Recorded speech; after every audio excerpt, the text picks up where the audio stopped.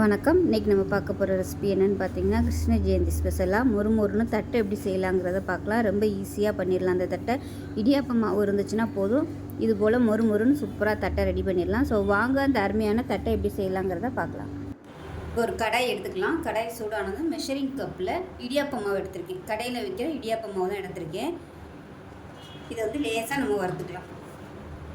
ஏன்னா எப்பவுமே பலகாரம் பண்ணும்போது இந்த மாதிரி லேசாக வறுத்துக்கிட்டோம்னா நல்ல மொறுமொறுப்பாக இருக்கும். அதனால் லேசாக சூடு ஏறுற அளவுக்கு வறுத்தா போதும். இப்போ மாவு நல்லா சூடாகிடுச்சு. கேஸ் அமர்த்திட்டு இதை வந்து சலிச்சு எடுத்துக்கலாம். இப்போ அதே கடாயில் இப்போ எந்த கப்பில் வந்து நம்ம மாவு எடுத்தோமோ அதே கப்பில் ஒரு கப் அளவுக்கு தண்ணி சேர்த்துக்கலாம். அந்த தண்ணி வந்து சூடாகட்டும். அதுக்குள்ளே ஒரு 4 வரமிளகாய் சேர்த்துக்கலாம். ஒரு 3 பல் பூண்டு சேர்த்துக்கலாம். அடுத்ததாக ஒரு 1/4 டீஸ்பூன் போல் மிளகு, 1/4 டீஸ்பூன் சீரகம். இப்போ இதை வந்து குறை அரைச்சிட்டு வந்துடலாம். தண்ணி கொதிக்க ஆரம்பிச்சிருச்சு. இப்போ இதை வந்து ஒரு 1/4 டீஸ்பூன் போல் உப்பு சேர்த்துக்கலாம். இதெல்லாம் கொஞ்சமாக ஒரு 2 பிஞ்ச் அளவுக்கு பெருங்காயத்தூள் சேர்த்துக்கலாம். இது கூடவே நெய் சேர்த்துக்கலாம். ஒரு 2 டேபிள் ஸ்பூன். இதுக்கு பதிலாக பட்டர் இருந்தால் நீங்கள் சேர்த்துக்கலாம். இப்போ அதுவும் இல்லை அப்படின்னா நீங்கள் எண்ணெய் கூட இதை சேர்த்துக்கலாம். இப்போ இதில் நம்ம அரைச்ச வரமிளகா பூண்டு சேர்த்துக்கலாம். இந்த அளவுக்கு குறைன்னு அரைச்சா போதும். சாமிக்கு வந்து நைவேத்தியம் பண்ணுற மாதிரி செய்கிறீங்க அப்படின்னா பூண்டும் பெருங்காயமும் சேர்க்க வேணாம். நார்மலாக சாப்பிட்ற மாதிரினா நீங்கள் சேர்த்துக்கலாம். இப்போ நம்ம சளிச்சு வச்சுருக்க அந்த மாவை சேர்த்துக்கலாம். அதை சேர்த்துட்டு நல்லா கலந்து விட்டுக்கலாம். நல்லா கெட்டியாக வரணும், கைவிடாமல் கலந்துக்கலாம். எல்லா மாவும் ஒன்று சேர்ந்து வர்ற மாதிரி நல்லா பரட்டி விட்டுக்கலாம். ஆறுனதுக்கப்புறம் நம்ம பிசைஞ்சிக்கலாம்.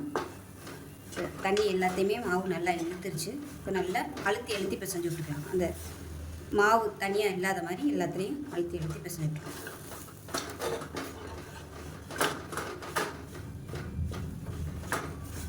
இது வந்து நல்லா கலந்தாச்சு. இப்போ அப்படியே மூடி வச்சிடணும். ஆறட்டும். ஆறுனதுக்கப்புறமா நம்ம பிசைஞ்சிக்கலாம். இப்போ மாவு நல்லா ஆறிடுச்சு. கை பொறுக்கிற அளவு சூடு வந்துருச்சு. இப்போ இது எல்லாத்தையுமே நம்ம பிசைஞ்சிக்கலாம்.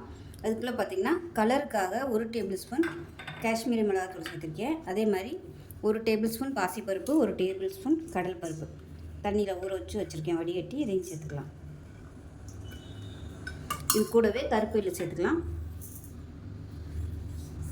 சும்மா ஒரு 1/4 டீஸ்பூன் போல் சேர்த்தா போதும். இப்போ இது வந்து நம்ம நல்லா கையை வச்சு அழுத்தி பிசைஞ்சிக்கலாம். தண்ணி தேவைப்பட்டுச்சுன்னா தண்ணி தெளித்து பிசைஞ்சுக்கோங்க.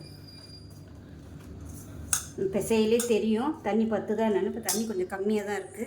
கொஞ்சமாக தெளிச்சுக்கலாம். இப்போ இதை வந்து நல்லா சாஃப்டாக பிசைஞ்சுக்கலாம். பிசைஞ்சிட்டு பார்க்கலாம். இது கூடவே பொடியாக நறுக்குன்னா கருவேப்பிலை சேர்த்துக்கலாம். இப்போ பாருங்கள் நல்லா சாஃப்டாக பிசைஞ்சாச்சு. இப்போ இது வந்து சின்ன சின்ன உருண்டையாக உருட்டிக்கலாம். ஸோ உங்களுக்கு தட்டை வந்து எந்த சைஸுக்கு வேணுமோ அதுக்கு தகுந்த மாதிரி உருட்டிக்கோங்க. ஸோ நான் வந்து இன்றைக்கி சின்னதாக தான் போட போகிறேன். இந்த சைஸுக்கு உருட்டியிருக்கேன். இப்போ இந்த மாதிரி ஒரு தட்டை எடுத்துக்கோங்க. தட்டை எடுத்துகிட்டு லேசாக ஒரு சொட்டு எண்ணெய் ஊற்றிட்டு நம்ம உருட்டி வச்சுருக்க உருண்டை வந்து அது மேலே வச்சிடலாம். வச்சுட்டு இது மாதிரி ஒரு கிண்ணம், இப்போ இந்த கிண்ணம் மேலே எண்ணெய் தடவிக்கலாம். ஏன்னா ஒட்டாமல் வர்றதுக்காக. சப்பாத்தி ப்ரெஸ் பண்ணுறது இருந்துச்சுன்னா நீங்கள் அதில் கூட ப்ரெஸ் பண்ணிக்கலாம். ஸோ எவ்வளோ தூரம் நீங்கள் ப்ரெஸ் பண்ண முடியுமோ அந்தளவுக்கு நல்லா நைஸாக ப்ரெஸ் பண்ணிக்கோங்க. அப்போ தான் உங்களுக்கு தட்டை நல்லா கிறிஸ்பியாக வரும். இப்போ இந்த மாதிரி ஓரம்லாம் வெடிக்க தான் செய்யும். லைட்டாக அந்த மாதிரி அட்ஜஸ்ட் பண்ணி விட்டுக்கோங்க. அவ்வளோதான். இப்போ நமக்கு அருமையான தட்டை ரெடி ஆகிடுச்சு. எண்ணெய் காய வச்சு இப்போ இதை வந்து நம்ம அப்படியே பொரிச்சு எடுத்துட வேண்டியதான். இப்போ நமக்கு தட்டை ரெடி ஆகிடுச்சு. சாரி வியூவர்ஸ், எண்ணெயில் போட்டு பொரித்த வீடியோ வந்து ரெக்கார்ட் ஆகலை. அதனால் டைரெக்டாக நம்ம ஃபைனலுக்கே வந்தாச்சு. தட்டை எண்ணெயில் போட்டு பொரிச்சு எடுக்கும்போது ஒரே லெவலில் இருக்கணும். கூடவும் இருக்கக்கூடாது, இருக்கக்கூடாது. மீடியமான ஃப்ளேமில் பொரிச்சு எடுக்கணும். இப்போ நமக்கு அருமையான வெறும் இடியாப்பு மாவு வச்சு தட்டை சூப்பராக ரெடி பண்ணியாச்சு. இதே மாதிரியே நீங்களும் செஞ்சு பாருங்கள். ரொம்ப ஈஸியாகவும் இருக்கும், நல்லா மொறுமொறுப்பாகவும் இருக்கும். செஞ்சு பார்த்துட்டு எப்படி வந்துச்சுங்கிறத சொல்லுங்கள். வீடியோ பிடிச்சிச்சின்னா லைக் பண்ணுங்கள், கமெண்ட் பண்ணுங்கள், சேனலை சப்ஸ்கிரைப் பண்ணுங்கள், பக்கத்தில் உள்ள பெல் பட்டனையும் ப்ரெஸ் பண்ணுங்கள். நன்றி.